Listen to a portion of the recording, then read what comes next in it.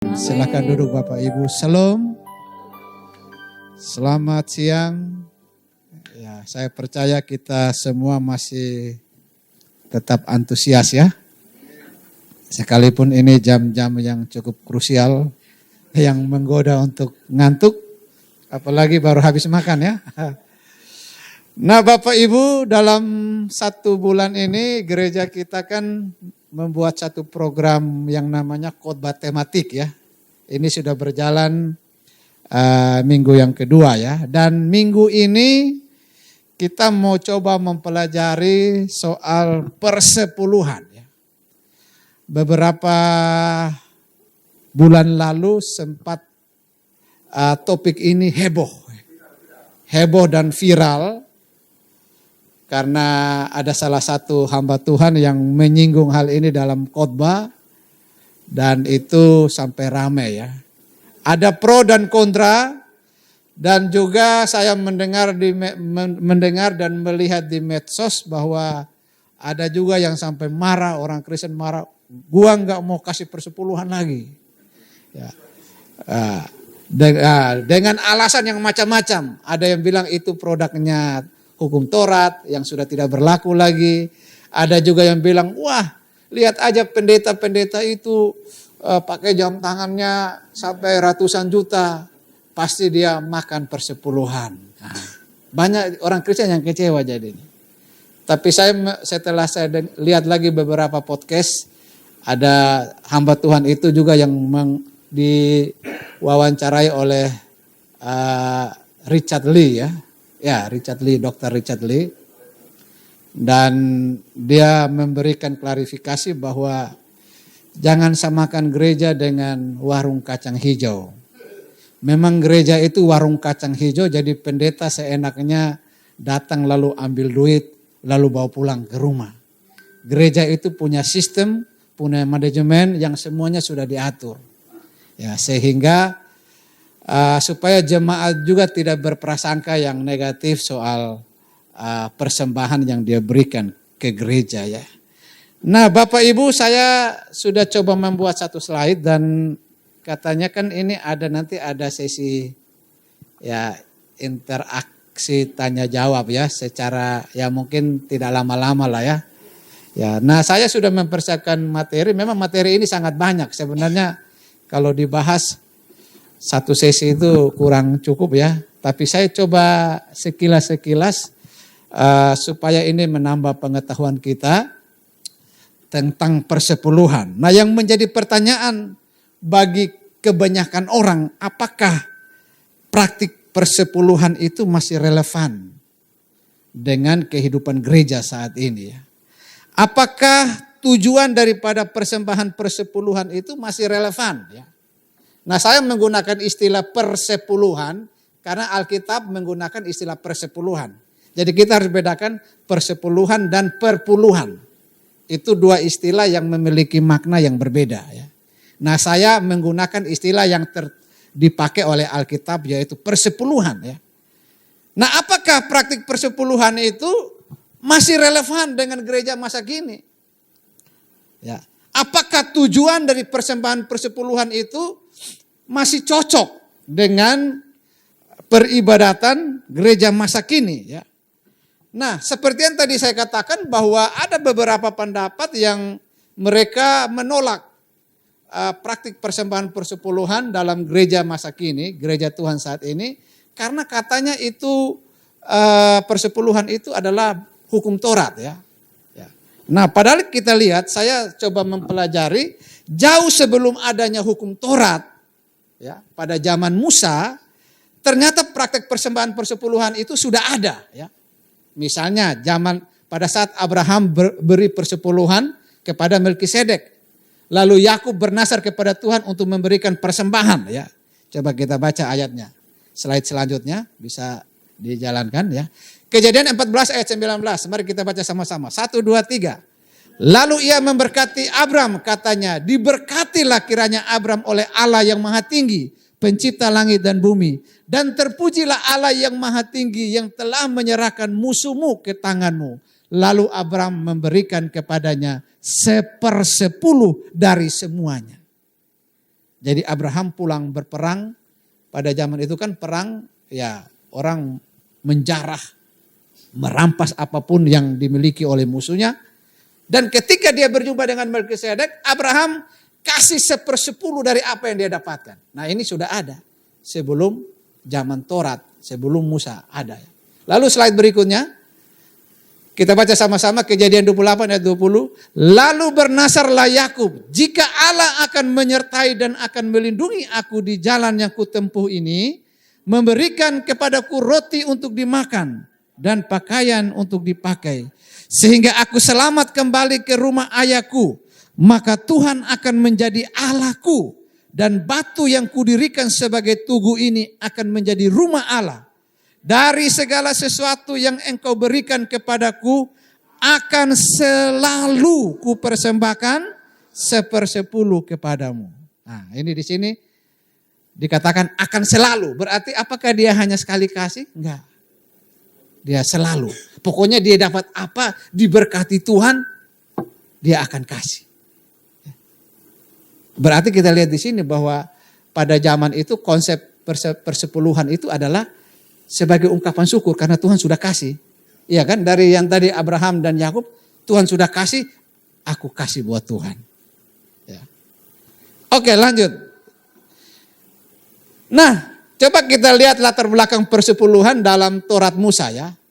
Setelah bangsa Israel berhasil masuk tanah Kanaan, Bapak Ibu, maka Tuhan berjanji bahwa tanah itu akan menjadi milik pusaka daripada orang Israel. Nah, bangsa Israel ini kan ada 12 suku. Ya. 12 suku itu dari mana? Berdasarkan 12 anak Yakub. Ya. Nah, Tuhan menetapkan bahwa ada 11 suku yang mendapatkan hak milik pusaka daripada tanah yang dibagi-bagi itu. Tetapi Tuhan mengkhususkan satu suku, yaitu suku Lewi. Suku Lewi ini ditetapkan oleh Allah untuk melayani di bait Allah. Ya, mereka pelayan-pelayan di bait Allah. Nah mereka ini tidak dapat jatah pembagian tanah. Sehingga artinya bahwa mereka nggak bisa kerja, nggak bisa usaha. Karena memang Tuhan khususkan mereka ada di bait Allah. Nah karena mereka kerjanya di bait Allah, maka 11 suku ini wajib memberikan persembahan persepuluhan kepada suku Lewi yang melayani di bait Allah ya. Oke lanjut. Nah ini coba kita baca Bilangan 18 ayat 21. Mengenai Bani Lewi sesungguhnya aku berikan kepada mereka segala persembahan persepuluhan di antara orang Israel sebagai milik pusakanya untuk membalas pekerjaan yang dilakukan mereka. Pekerjaan pada kemah pertemuan. Nah ini Bani Lewi ya, orang suku Lewi itu ya. Oke lanjut. Nah bagaimana bentuk persepuluhan pada zaman itu ya. Pada zaman itu persepuluhan itu diberikan berupa hasil bumi atau ternak. Saya ingat, saya ini kan dari kampung Bapak Ibu. Pada zaman saya dulu SD, saya masih ingat ya. Karena orang tua itu nanam sayur. Jadi kalau ada pendeta datang ke rumah, pasti kita kasih dia sayur. Itu di kampung saya masih ngalamin itu. Kalau panen jagung, itu kita sudah hitung ya, kalau misalnya panennya berapa banyak kita hitung, lalu kita bawa ke gereja. Jadi bawa hasil bumi, bawa ke gereja untuk kasih kepada hamba Tuhan yang ada di gereja. Itu masih dapat pada zaman saya. Tapi sekarang udah di Jakarta udah nggak ada ya, udah nggak ada. Ya. Nah coba kita baca ayatnya, Ulangan 14 ayat 22. Haruslah engkau benar-benar mempersembahkan 1/10 dari seluruh hasil benih yang tumbuh di ladangmu tahun demi tahun. Haruslah. Berarti Tuhan memerintahkan orang Israel wajib memberikan persembahan persepuluhan. Oke lanjut. Nah apa tujuan persepuluhan, persembahan persepuluhan? Ya. Tadi ya persembahan persepuluhan itu diberikan kepada kaum Lewi dan imam yang melayani di bait Allah untuk mendukung pelayanan dan kehidupan mereka. Oke lanjut. dengan cepat saja. Ulangan 12 ayat 19 kita sama-sama baca. Hati-hatilah supaya jangan engkau melalaikan orang Lewi selama engkau ada di tanahmu. Ini Tuhan benar-benar tekankan. Jangan sampai dilalaikan, maksudnya diabaikan, gak diperhatikan. Karena mereka melayani di bait Allah. Lalu Nehemia 13 ayat 10, kita sama-sama baca 1 juga, 2, 3. Juga kudapati bahwa sumbangan-sumbangan bagi orang-orang Lewi tidak pernah diberikan. Sehingga orang-orang Lewi dan para penyanyi yang bertugas masing-masing lari ke ladangnya. Nah Bapak Ibu lihat, ini ada suatu masa di mana orang Israel ini gak lagi kasih persepuluhan. Karena gak kasih persepuluhan, apa yang terjadi? Orang Lewi yang melayani di bait Allah, mereka semua udah gak melayani lagi, mereka ke ladang, mereka pergi tanam. Supaya bisa makan, kerja. Dan zaman ini saya lihat banyak sekali yang seperti itu. Di wilayah saya ada seorang pendeta yang sudah mengembalakan gereja sekian tahun. Dia berhenti, tutup gerejanya. Lalu dia kerja. Ya sebenarnya nggak apa-apa kerja, tapi jangan tutup gerejanya kan. Ini dia tutup gerejanya demi untuk cari duit gitu ya. Ya di satu sisi pendetanya salah, tapi kalau kita lihat dari ayat ini, ya ini salah juga dari gereja juga kan. Ya. Kalau dia nggak kasih persembahan lagi, gimana gereja bisa berjalan kan? Nah ini yang terjadi pada zaman itu ya. Lanjut slide berikutnya. 2 Tawarik 31 ayat yang keempat. Kita sama-sama baca. 1, 2, 3. Ia memerintahkan rakyat yakni penduduk Yerusalem untuk memberikan sumbangan yang menjadi bagian para imam dan orang-orang Lewi. Supaya mereka dapat mencurahkan tenaganya untuk melaksanakan Taurat Tuhan. Jadi kebutuhan persembahan persepuluhan ini supaya orang-orang Lewi ini fokus melayani. Lalu mereka bisa sepenuh hati bagaimana mempelajari Taurat dan bisa itu dikhotbahkan kepada jemaat. Nah, itu mengenai bentuk persembahan persepuluhan. Lalu tujuan persepuluhan yang berikutnya yaitu persembahan persepuluhan juga diberikan untuk kaum janda. Janda yang miskin ya. Ini di ayat ini janda yang miskin karena ada juga janda yang kaya kan. Ya, pada zaman itu memang dibuat kategori yang dimasukkan sebagai janda itu adalah yang benar-benar dia nggak punya sumber penghasilan, nggak punya anak, ya, nggak punya penghasilan. Janda yang miskin, anak yatim piatu dan orang asing. Ya. Jadi tujuan persembahan persepuluhan yang pertama untuk orang Lewi, yang kedua untuk orang-orang miskin ini ya. Oke lanjut slide berikutnya. Ya lanjut kita nggak usah baca ini. Nah ini persepuluhan yang ada di dalam kitab Maleakhi ya. Biasakan di gereja-gereja di kotak persembahannya ditulis itu ya. Maleakhi 3 ayat 10 ya. Nah, kita baca sama-sama 1, 2, 3. Bawalah seluruh persembahan persepuluhan itu ke dalam rumah perbendaharaan supaya ada persediaan makanan di rumahku. Dan ujilah aku, firman Tuhan semesta alam. Apakah aku tidak membukakan bagimu tingkap-tingkap langit dan mencurahkan berkat kepadamu sampai berkelimpahan. Nah ini Bapak Ibu kalau kita lihat konteksnya, coba slide berikutnya. Konteks pada zaman Maleakhi ini orang Israel juga tidak memberikan persembahan yang layak kepada Tuhan.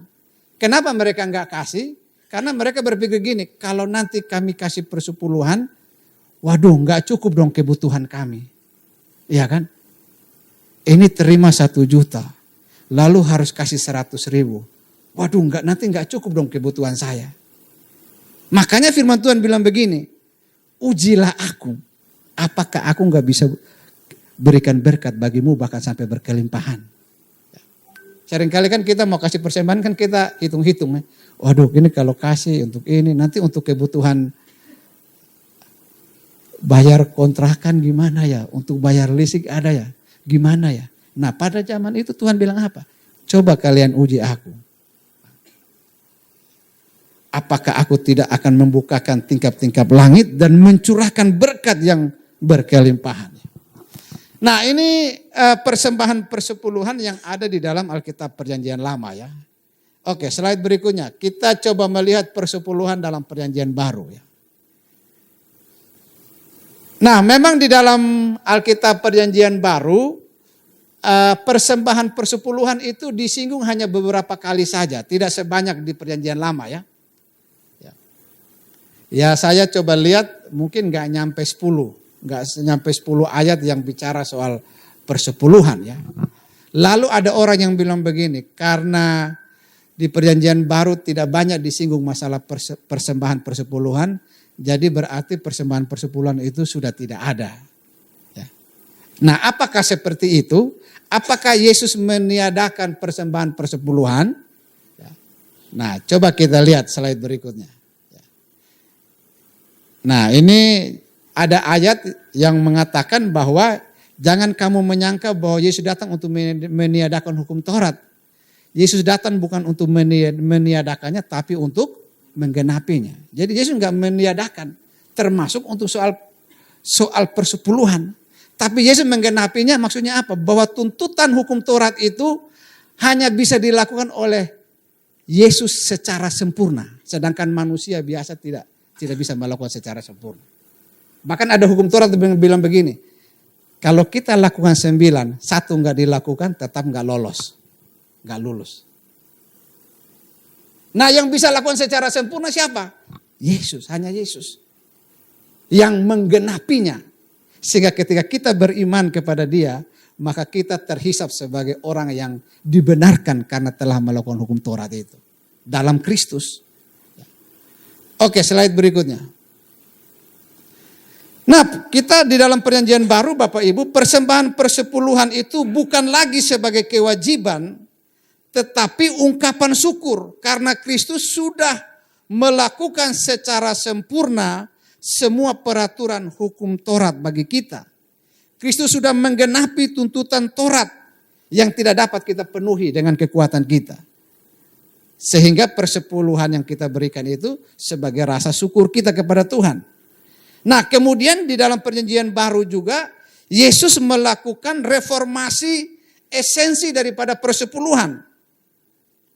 Yesus tidak melarang orang Farisi untuk memberikan persembahan persepuluhan, tapi Yesus mereformasi motivasi dan sikap hati yang benar di dalam memberikan persembahan persepuluhan. Coba kita lihat Matius 23 ya, slide berikutnya. Ya, slide berikutnya boleh. Nah, ini coba kita baca sama-sama ya. 1, 2, 3. Celakalah kamu hai ahli-ahli Taurat dan orang-orang Farisi. Hai kamu orang-orang munafik. Sebab persepuluhan dari selasi, adas manis dan jintan kamu bayar. Tetapi yang terpenting dalam hukum Taurat kamu abaikan. Yaitu keadilan dan belas kasihan dan kesetiaan. Yang satu harus dilakukan dan yang lain jangan diabaikan. Coba slide berikutnya. Nah, berdasarkan ayat ini Bapak Ibu coba kita perhatikan bahwa praktik persepuluhan itu tetap dijalankan. Tidak dilarang oleh Tuhan Yesus. Yesus enggak bilang bahwa stop, kalian enggak usah kasih persepuluhan lagi. Enggak. Tetapi Yesus ingin mereformasi sikap yang benar di dalam memberikan persepuluhan. Karena ternyata Yesus mendapati bahwa orang Farisi ini rajin kasih persepuluhan, tetapi motivasinya salah. Tujuannya apa? Maka ini Yesus bilang, ya, mereka seperti orang munafik. Kasih persembahan persepuluhan hanya supaya dilihat orang, dilihat dia orang yang beragama, yang taat beragama. Nah, jadi Yesus mau mengubah motivasi hati mereka di dalam memberikan persepuluhan. Coba slide berikutnya. Nah, ini kecaman Yesus juga kepada orang-orang Farisi. Ingatlah, kamu jangan melakukan kewajiban agamamu di hadapan orang supaya dilihat mereka. Karena jika demikian kamu tidak beroleh upah dari Bapamu yang di sorga. Termasuk dalam memberi persepuluhan. Mereka hanya mau ngasih supaya dilihat orang. Oke, slide berikutnya. Nah, di sini Yesus mereformasi sikap dan motivasi bahwa persepuluhan itu tetap dijalankan, keadilan, belas kasihan dan kesetiaan juga harus tetap dijalankan. Itu yang dikritik sama Tuhan Yesus. Coba kita baca lagi ayat ini. Celakalah kamu hai ahli-ahli Taurat dan orang-orang Farisi. Hai kamu orang-orang munafik, sebab persepuluhan dari selasi, adas manis dan jintan kamu bayar. Tetapi yang terpenting dalam hukum Taurat kamu abaikan, yaitu keadilan dan belas kasihan dan kesetiaan. Yang satu harus dilakukan. Apa yang harus dilakukan? Persepuluhan. Dan yang lain jangan diabaikan, yaitu apa? Keadilan dan belas kasihan dan kesetiaan. Masalahnya orang Farisi kasih persepuluhan, tapi keadilan mereka nggak lakukan. Belas kasihan nggak ada. Makanya Tuhan bilang apa? Yang persepuluhan itu wajib kau lakukan, tapi yang ini jangan diabaikan. Berarti ada masalah di situ kan? Masalahnya apa? Orang Farisi rajin kasih persepuluhan, tapi nggak ada kasihnya, nggak ada keadilan. Nah itu yang mau dikritik sama Tuhan Yesus. Jadi Tuhan Yesus nggak meniadakan persepuluhan. Oke, slide berikutnya.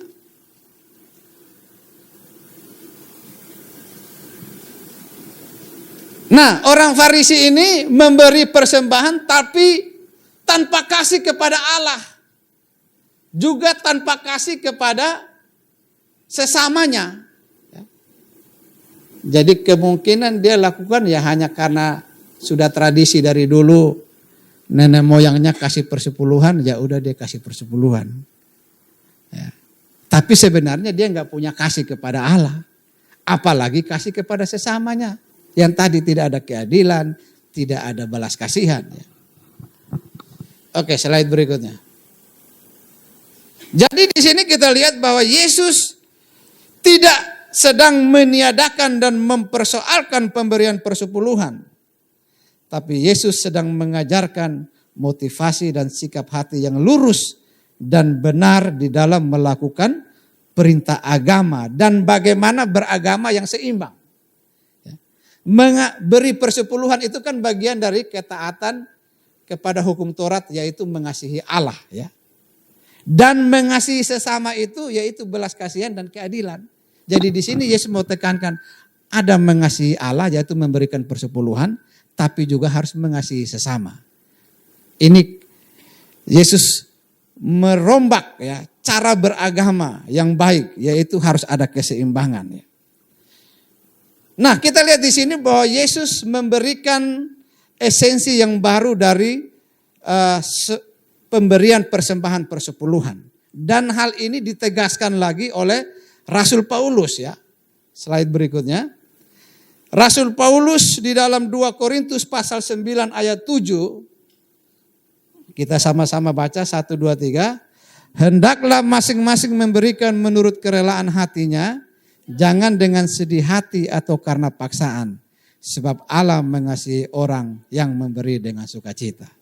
Ya, jadi ditegaskan lagi oleh Paulus, kalau kita mau memberikan persembahan, harus dengan sukacita. Harus dengan kerelaan hati, jangan dengan sedih hati. Aduh kalau saya kasih buat Tuhan gimana nanti. Akhirnya kasih dengan terpaksa. Ya. Karena ditagih oleh gereja gitu kan. Ada gereja yang dia setiap bulan udah telepon. Ya. Mana persepuluhannya belum masuk. Ya. Ya. Ada ya seperti itu ya.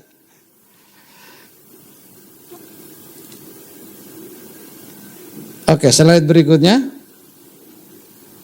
Jadi memberi persembahan kepada Tuhan dengan kerelaan hati. Bukan sebuah kewajiban atau paksaan. Dan juga jangan memberi dengan sedih hati. Oke, slide berikutnya.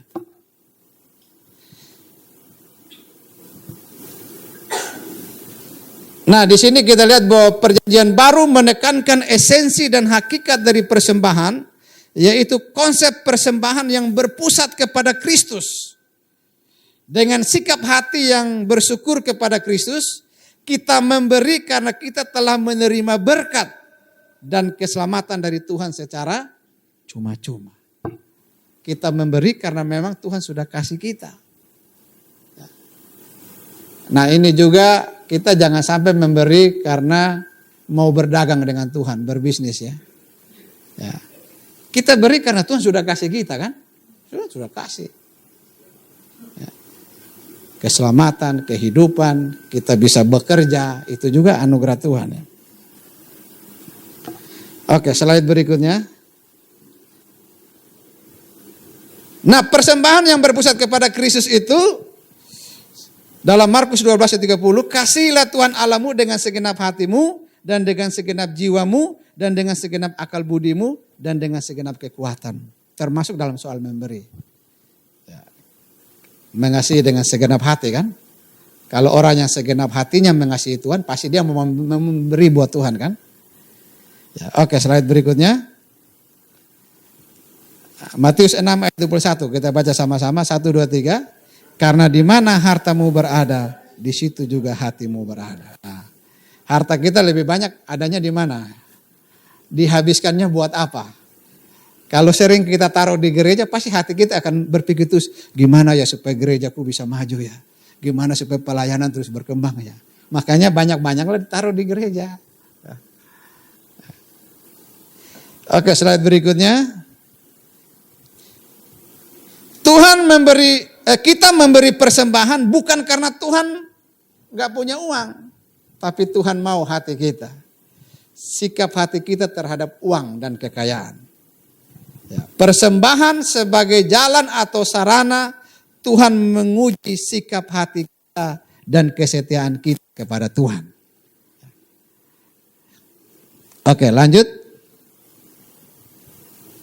Nah, ini ada ayat yang saya tampilkan di sini juga. Matius 22 ayat 21. Kita baca sama-sama. 1, 2, 3. Jawab mereka, gambar dan tulisan Kaisar. Lalu kata Yesus kepada mereka, berikanlah kepada Kaisar apa yang wajib kamu berikan kepada Kaisar, dan kepada Allah apa yang wajib kamu berikan kepada Allah. Ya. Kita sebagai orang Kristen kan harus, sebagai warga negara kita harus bayar pajak ya. Harus ya. Pajak penghasilan berapa persen itu sekarang?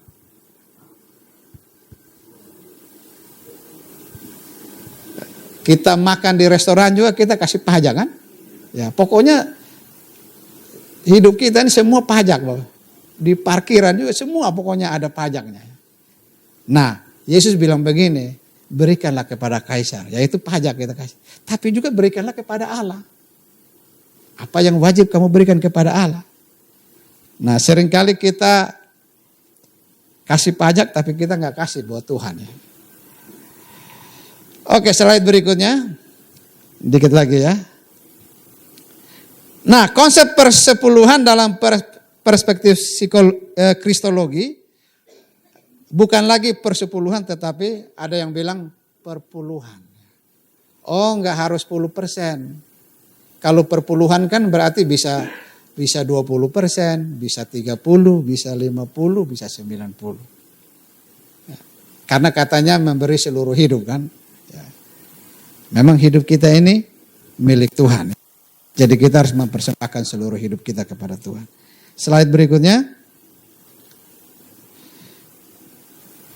Nah, ini yang tadi sempat saya singgung. Apakah masih relevan tujuan persepuluhan? Tadi kan tujuannya untuk menyokong pelayanan gereja. Ya. Lalu mendukung kegiatan dan seperti diakonia, sosial, misi penginjilan, pengajaran dan sebagainya ya. Nah, kalau berarti di sini kita lihat bahwa tujuan daripada persembahan persepuluhan itu masih sangat relevan. Bapak Ibu bayangkan kalau tidak ada jemaat yang memberikan persembahan di gereja. Kira-kira gereja bisa jalan enggak? Untuk sewa tempat ya, untuk operasional ya, akhirnya jangan-jangan nanti pendetanya tadi pergi ke ladang untuk supaya bisa hidup ya. Dan itu sudah banyak terjadi. Saya menyewa satu tempat untuk ibadah di Tangerang Selatan, itu dulu bekas gereja. Jadi yang punya ruko itu dia dulu gembala, pendeta, pengusaha terus jadi pendeta ya. Lalu berjalan 9 tahun, dia tutup gerejanya.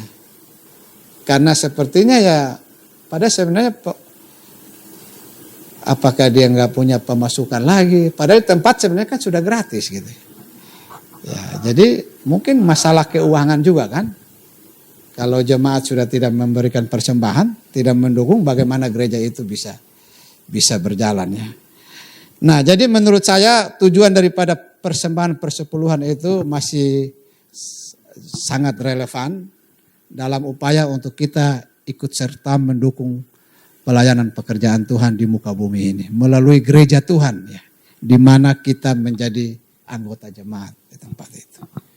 Nah, saya kira ini sekilas yang bisa saya bagikan buat Bapak Ibu sebagai gambaran bahwa persepuluhan itu masih relevan dengan kehidupan bergereja saat ini. Oke, saya berikan waktu, mungkin ada yang mau menanggapi atau yang mau menambahkan, silakan.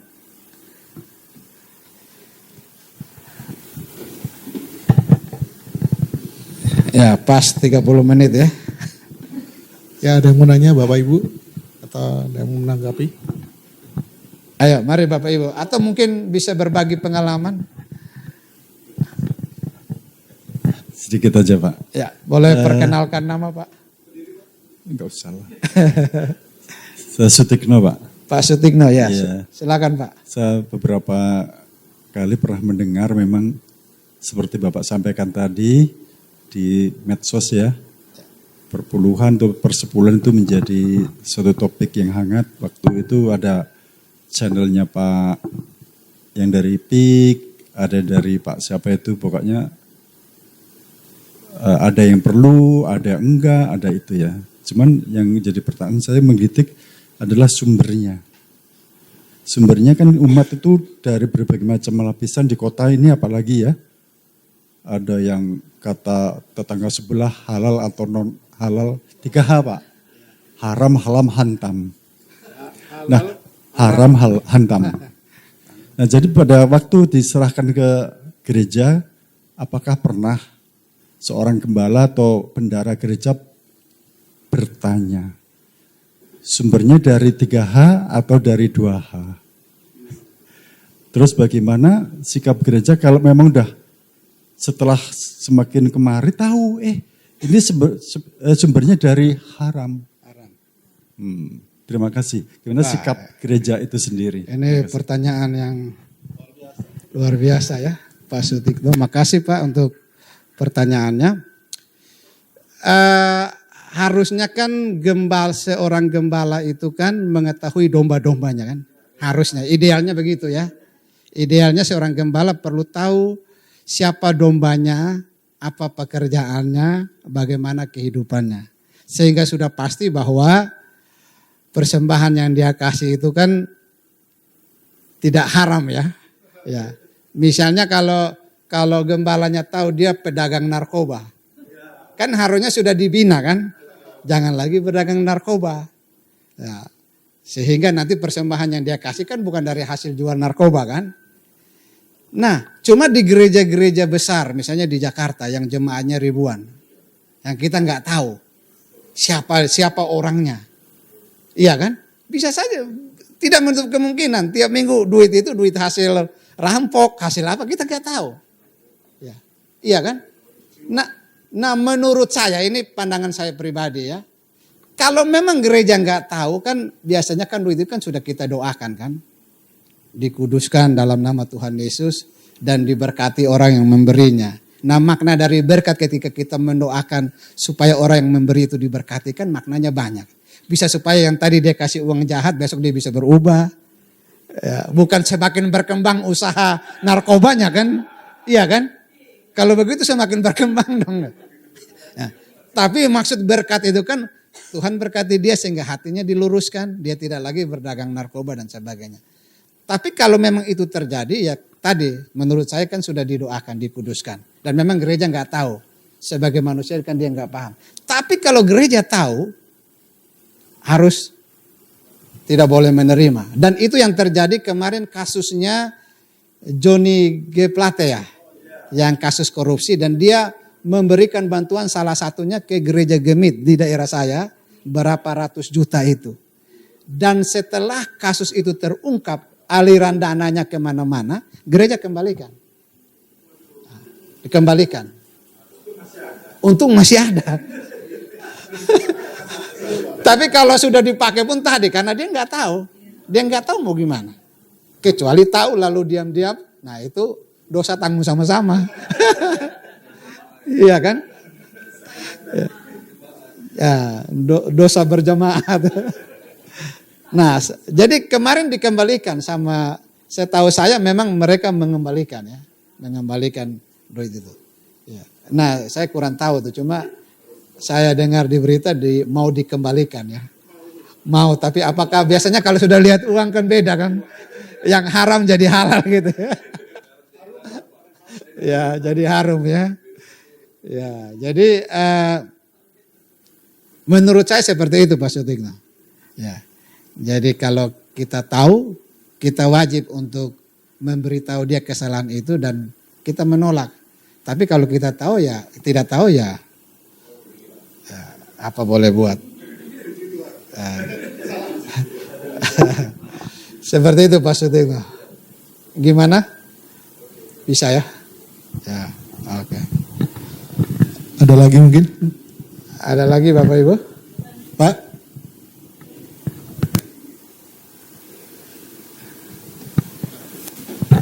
Izin bertanya Pak. Ya, silakan. Perkenalkan namanya Pak. Kenalkan nama saya Tio Helman. Pak Tio ya, silakan Pak Tio. Saya mau tanya Pak, persepuluhan itu sebaiknya atau seharusnya kita berikan di mana kita berjemaat, bergereja atau kita tanya Tuhan ini tepatnya kita kasih ke mana ya? Ya. Karena kan misalkan nih ada yang lebih butuh daripada gereja kita, misalkan kamu kasih misalkan ke anak itu yang sedang berkekurangan, misalkan kita pas sering melihat anak itu di pinggir jalan dalam keadaan kekurangan atau suatu keluarga atau pemulung lah ya yang kekurangan. Menurut Bapak baiknya gimana Pak? Apa kita tanya Tuhan dulu? Apakah harus kasih ke gereja tempat di mana kita beribadah dan bertumbuh atau ke yang membutuhkan lebih perlu? Oke, ya terima kasih Pak Tio. Ini pertanyaan yang luar biasa juga. Kemana kita harus membawa persembahan persepuluhan itu ya? Kalau berdasarkan tadi Malayaki 3, kan di situ dikatakan bawalah persembahan persepuluhanmu ke dalam perbendaharaan rumah Tuhan. Dan memang gereja selalu menekankan supaya persepuluhan itu dibawa ke rumah Allah. Kenapa? Tadi kan untuk kepentingan orang Lewi. Yang juga harusnya gereja kan punya dana diakonia kan. Yang membantu kebutuhan orang-orang yang susah. Orang-orang yang perlu dibantu. Itu tugas gereja. Nah kalau gereja konsen untuk melaksanakan tugas itu. Maka memang sebaiknya persembahan itu dibawa ke gereja. Karena gereja yang lebih tahu ya. Tapi kalau berdasarkan tujuan daripada persembahan persepuluhan itu, ya ada juga yang mengatakan, oh yang penting saya tujuannya jelas. Jadi saya dapat persembahan persepuluhan, saya langsung kasih ke panti asuhan, langsung kasih ke orang susah. Seperti itu ya. Nah ini juga memang ada pro dan kontra. Tapi kalau saya sebagai gembala pasti saya bilang bawa ke gereja. Nanti di gereja yang mengatur untuk kebutuhan operasional, untuk pelayan-pelayan, dan juga ada alokasi buat dana diakonia. Nah mengenai apakah harus tanya Tuhan dulu, nah ini juga kan bisa subjektif kan, iya kan? Kecuali ketika kita tanya langsung Tuhan ngomong kan, hai hambaku kasihlah bawalah ke sini kan. Cuma kan ini juga sangat subjektif. Makanya kan ada ukuran itu suara Tuhan atau enggak harus diukur dengan Alkitab. Itu rumusnya. Kita mau bilang ini suara Tuhan pun kalau enggak sesuai dengan Alkitab, jangan. Ada orang yang bilang saya, Pak Yoel, Tuhan bicara bahwa saya harus menikah dengan si ini. Padahal dia beda agama. Tapi dia bilang Tuhan yang ngomong. Dan dia sangat yakin dengan Tuhan. Dengan katanya Tuhan yang ngomong. Ya. Nah, saya bilang coba kamu cek di Alkitab deh. Apakah Alkitab bilang boleh nggak? Nah, kalau Alkitab bilang nggak boleh ya berarti nggak boleh. Itu paling jelas, itu dasarnya itu ya. Ya, jadi saya pikir tempat yang paling tepat itu adalah kita membawa ke rumah Tuhan sesuai dengan Maleakhi pasal 3. Nanti disitulah gereja akan mengaturnya, mengelolanya dengan baik ya. Makanya memang tugas jemaat juga harus memberikan masukan buat gereja supaya gereja nggak asal-asal mengolah keuangan itu ya. Ya, jadi nah mengenai pernah juga ada viral satu khotbah bilang begini ya, itu sempat ramai. Ada pendeta yang khotbah bilang begini. Saya selalu bilang sama jemaat saya, kalau engkau lihat ada saudaramu susah, persembahanmu ke gereja jangan dikasih, kasihlah buat jemaatmu yang susah. Ya, tapi saya dengarnya bukan dari Pak Erastus ya.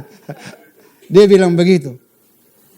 Jangan engkau bawa persembahan, sok-sok bawa persembahanmu ke gereja, sedangkan ada saudaramu yang susah. Nah, kita kembali ke tadi kritiknya Yesus buat orang Farisi itu.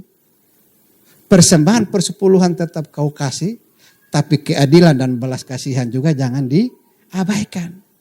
Artinya apa? Dari berkat yang kita dapat ini, buat Tuhan ada, buat saudara kita yang susah juga harus kita tolong. Dua-duanya harus jalan. Mengasihi Allah jalan, mengasihi sesama juga jalan. Makanya Yesus bilang apa? Yang satu engkau wajib lakukan, tapi yang lain jangan diabaikan. Kamu tetap mendukung gereja, tapi menolong sesamamu juga harus tetap. Jadi saya pikir khotbah itu juga kurang pas lah, kurang berimbang, kurang ideal. Karena Yesus tegas ngomong begitu. Yang satu wajib kau lakukan, tapi yang lain belas kasihan jangan diabaikan. Jangan kamu kasih ke gereja tapi nggak kasih yang saudaramu yang sedang susah. Menurut saya seperti itu Pak Tio. Ya, makasih Pak Tio. Baik, ada silakan. Nama saya Liana Pak, maaf Ya, saya terima kasih sedikit Liana. menambahkan yang tadi Pak Tio Bapak kasih tahu gitu. Ya. Iya memang benar ya, saya pernah dengar dari Pak Erastus itu. Saya cuma mau nambahkan dikit Pak. Kalau maunya penghasilan dia sedikit Pak. Nah itu kan kita harus perpuluhan, terus kita punya belas kasih sama orang itu bagaimana cara membaginya banget. Buat kita sendiri kita juga masih sangat minim banget gitu. Tapi kita kan merelakan hati kita untuk berbagi gitu. Namanya harus diutamakan. Nah maaf ya Pak, kalau aku pribadi kan aku lebih mengutamakan yang aku lihat temanku sendiri. Kalau gereja aku lihat ya, memang gerejaku gimana, besar atau tidak. Tapi kalau gerejaku sudah cukup besar, nah aku pikir kan kalau di gereja itu jemaatnya banyak, ya kan. Pasti dari si A, si B, si C gitu. Tapi kalau orang yang tidak aku kenal, saudara aku yang punya kesusahan kayak gitu, aku utamakan saudaraku. Atau mungkin untuk orang tua mamaku yang mungkin kekurangan, aku pasti orang tuaku dulu. Bagi aku berinisiatif pikir untuk yang terdekat dahulu gitu loh. Baru kita ini gitu loh. Bagaimana kalau menurut Bapak ya gitu aja sih. Terima kasih ya Pak. Ya, makasih Ibu Liana. Ini memang cukup dilematis, tetapi saya tetap mengacu dengan ayat yang tadi. Saya tetap mengacu memakai ayat yang tadi kritikan Yesus kepada orang Farisi ya. Yang satu wajib kau lakukan, tapi yang lain jangan diabaikan. Itu prinsipnya. Nah, bagaimana cara membaginya? Ya tinggal kita minta hikmah dari Tuhan cara mengelolanya. Oh ini tetap ada buat Tuhan, tapi ini juga ada tetap buat saudara saya. Ci, saya hanya bisa bantu sekian ya. Jangan dipaksakan. Saya hanya bisa tolong sekian. Kalau memang kamu masih butuh lagi, saya coba usahakan lagi. Tapi yang satu, ini kalau kita pakai ayat yang tadi ya. Yang satu tetap dilakukan, wajib dilakukan, dan yang lain jangan diabaikan. Itu prinsipnya. Ya.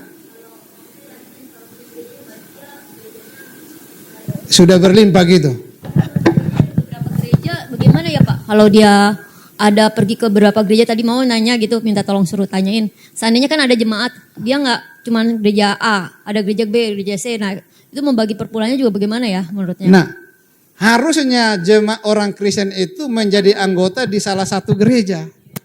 Kan dia nggak boleh gembalanya banyak, nanti gembalanya berantem. Atau nanti waktu mati Pernah kejadian kan waktu mati di tempat di lubang liang lahat datang 3 pendeta. Saling berebutan. Lalu mereka 3 berantem. Lalu karena berantem gak dapat kesepakatan semuanya pulang. Maka berlakulah ayat biarlah orang mati menguburkan orang mati. Karena pendetanya sudah pulang. Jadi gini, ya saya juga gak bilang gak boleh ke gereja lain. Bolehlah. Tapi kita tetap harus terdaftar di satu gereja. Disitulah kita digembalakan. Ya. Dan disitulah menurut saya kita kasih persembahan. Kita mendukung gereja kita. Kalau kita ke tempat lain, ya kan di Alkitab bilang ada persembahan persepuluhan, ada persembahan syukur, persembahan kasih, macam-macam ya. Ya, jadi mungkin kalau datang di gereja lain ya kita kasih persembahan, ada kolekte, ada apa kan. Tapi gereja kita di mana kita bertumbuh menjadi anggota, itulah yang kita harus kasih persembahan persepuluhan kita. Begitu Ibu Liana. Ya, makasih Ibu Liana. Ada juga yang bilang begini, gereja saya sudah makmur, sudah ini. Ya, kita tetap mendukung karena gereja juga kan punya program banyak kan. Ya. Jangan bilang berarti Tuhan yang nyuruh kan ke gereja. Nah nanti pasti Tuhan yang persiapin kan Pak gitu. Ada yang pendeta bilang begitu loh Pak. Gimana Bu? Coba bisa diulang. Begini Pak, maksudnya ada juga sebuah gereja, itu kan panggilan Tuhan suruh buka gereja. Itu bukan karena kemauan kita sendiri kan buka gereja gitu, jadi gembala. Tuhan yang suruh. Nah kalau kayak Tuhan yang suruh itu pasti Tuhan yang menyiapkan untuk semuanya. Ya. Jadi dia sebenarnya gak perlukan, bukan yang gak ingin perpuluhan, tapi tidak diharuskan. Makanya perpuluhan itu kepada gereja tersebut gitu loh. Ada yang seperti itu juga aku dapat pengajarannya gitu Pak. Tapi kan cara Tuhan mencukupkan kan tidak kasih jatuh dari langit kan? Iya kan? Tuhan memakai ya jemaat-jemaatnya untuk mendukung gereja itu. Memang itu bahasa imannya seperti itu. Bahwa kita percaya bahwa gereja ini pasti akan dipelihara Tuhan. Akan ditolong Tuhan, akan dicukupi. Nah bagaimana cara Tuhan mencukupinya? Ya salah satunya adalah Tuhan memakai jemaat yang ada untuk membantu, mendukung gereja itu. Ya seperti itu Bu. Gimana Ibu Liana? Pak, saya nyambung juga dari sini. Oke, silakan Pak. Malah justru gembala itu bilang, gereja Tuhan hadir di dunia untuk memberkati, bukan untuk meres rakyat, bukan untuk meres jemaat. Jadi apa yang Bapak tadi sampaikan, masuk akal sih. Artinya apa? Usaha gereja itu memang dari berbagai macam cara. Dia punya bisnis yang lama, dia kan ahli ini musisi ya. Terus punya rental, terus punya sekolah, punya apa. Memang bahasa imannya seperti itu untuk mendidik jemaatnya. Bahkan ora et labora itu dihapus sama dia. Tidak berlaku, yang penting lu taat dengan firman, lakukan pekerjaan Tuhan, pasti akan dipelihara. Jadi renungkan Taurat siang dan malam. Itu aja Pak, terima kasih. Jadi nggak perlu bekerja ya. Nah biasanya memang gereja-gereja yang sudah mapan ya. Tapi kemapanan keuangan dia juga kan pasti ada sumbernya kan. Nah ada sumbernya dan justru memang gereja yang sudah mapan secara keuangan dia harus mengelola untuk tadi harus membantu orang susah kan. Orang-orang miskin yang tadi dikatakan di dalam perjanjian lama itu kan. Keuangan gereja yang sudah mapan itu dia harus tetap kelola untuk membantu orang-orang miskin. Itu yang mungkin tadi prinsip gereja menjadi berkat kan. Menjadi berkat ya. Jadi uang yang diperoleh oleh gereja itu jangan hanya disimpan ya. Ada kan gereja yang menyimpan, saya dengar uangnya sampai triliunan ada. Gak diapa-apain. Padahal sebenarnya kan dia harus kelola itu untuk membantu orang-orang yang susah ya. atau dipakai untuk pekabaran Injil, mendukung pelayanan hamba-hamba Tuhan yang di daerah dan sebagainya ya. Ya, jadi tetap bagaimanapun gereja itu membutuhkan support dari jemaat. Apakah jemaat yang kelihatan maupun jemaat yang tidak kelihatan kan? Karena ada juga gereja yang mungkin disupport oleh orang yang bukan jemaat kita. Saya ngalamin itu. Saya ngalamin berapa kali ada orang yang bukan jemaat di tempat saya, tiba-tiba dia telepon, Pak Yoel saya mau transfer buat gereja ya. Oke, ini nomor rekening gereja. Ya. Ya. Jadi tetap gereja itu punya sumber ya. Ya. Tapi kalau jemaat mau memberikan gak mungkin dia larang kan? Gak boleh pendeta larang kalau jemaat mau membantu gereja. Jangan ragu-ragu gitu kan. Justru disitulah kita salah satu jalan atau cara untuk menguji kesetiaan jemaat kepada Tuhan dan kepada gereja lokal. Jemaat yang setia kepada gereja lokal pasti dia akan mensupport, mendukung, termasuk dalam soal keuangan. Gitu Pak Sukti. Oke, cukup ya? Ya, mari kita berdoa.